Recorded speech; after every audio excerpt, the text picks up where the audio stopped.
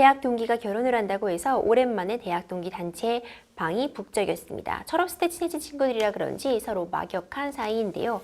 평소에도 수위 높은 장난이나 비방하는 듯한 조롱을 하기도 했어요. 그날도 몇몇이 동기 한 명을 계속 놀리고 있었는데 그 친구가 갑자기 대화방에서 욕을 하는 겁니다. 그만 좀 하라며 욕을 올리더니 갑자기 저를 지목해서는 재수해서 형이라고 그동안 봐줬는데 10년 내내 자기를 갖고 노냐며 불쾌하다, 모욕적이다 라고 합니다. 그리고 그동안 제가 했던 짓궂은 메시지들을 다 캡처해 저장해뒀다며 고소를 하겠다고 하네요. 제가 그동안 장난을 많이 치긴 했지만 그 친구도 잘 받아줬다고 생각했는데 갑자기 그렇게 나오니 많이 황당했습니다. 그리고 그날 제가 그 친구에게 한 말은 맞아야 정신 차린다, 한 대 맞자 이 정도였는데요. 딱히 욕설을 한 것도 아닌데 이게 고소할 정도인지 모르겠습니다. 이런 사연이 접수가 되었습니다. 저는 보면서 좀 안타까웠던 점이 아무리 장난이라고 해도 상대방이 불쾌하다고 느꼈다면 당연히 그건 장난이 아닙니다. 이런 걸 좀 명확하게 우리가 짚고 넘어갈 필요성이 있을 것 같아요. 이거는 짓궂은 농담, 욕설 섞인 대화, 물론 친구들끼리 격이 없는 사이에서 하는 경우 있지만 그건 언제나 듣는 상대방 관점에서 받아들여야 될 점이라고 생각이 되거든요.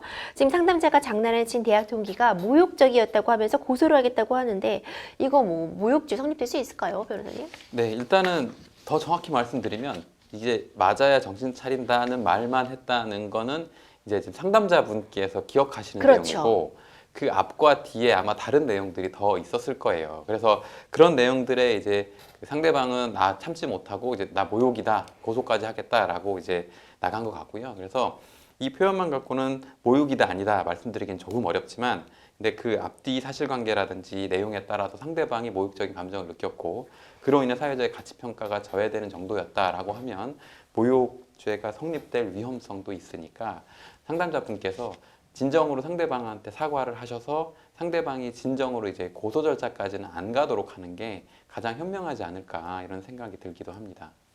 보면 지금 단체 채팅방에서 일어났던 일이잖아요. 요새 단체 채팅방 내에서 학교폭력 사안도 굉장히 많이 일어나고요. 굉장히 중하게 다뤄질 부분이 있을 것 같은데 다른 친구들도 함께 있었단 말이에요. 그렇기 때문에 공연성의 성격을 띈다고 볼 수 있지 않을까요? 네, 이거는 그 모욕죄의 공연성은 일반 명예훼손의 공연성보다 훨씬 더 완화된 기준으로 보거든요. 그래서 더군다나 여기에서는 그 1대1 대화도 아니고 단체 대화방에서 다른 친구들이 있던 관계이기 때문에 여기에 대해서는 공연성도 인정될 가능성이 높아 보입니다.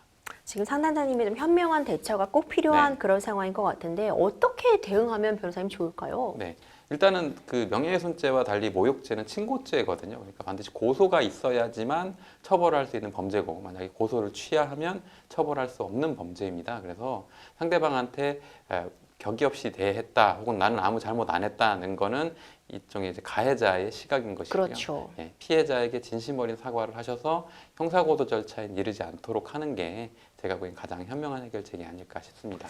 변호사님, 이 말이라는 거 정말 중요하잖아요. 이런 온라인상에서 대화를 할 때에도 마찬가지인데 설마 이런 정도 표현으로 모욕죄가 성립되겠어 싶지만 성립되는 그런 판례 표현들이 있다면 몇 가지 좀 소개해 주세요. 네, 일단 방송이라 그 직접적인 욕설을 제가 다 표현하기가 좀 적절치는 않은데 판례로 인정된 표현은 어떤 것들이 있냐면 저 망할 X 여기 오네, 아니면 젊은 놈의 XX 혹은 개 XX 같은 그러니까 누가 봐도 명백한 욕설 표현을 공연성 있게 했을 경우에 판례상 모욕죄의 성립이 인정된 예들이 많이 있습니다.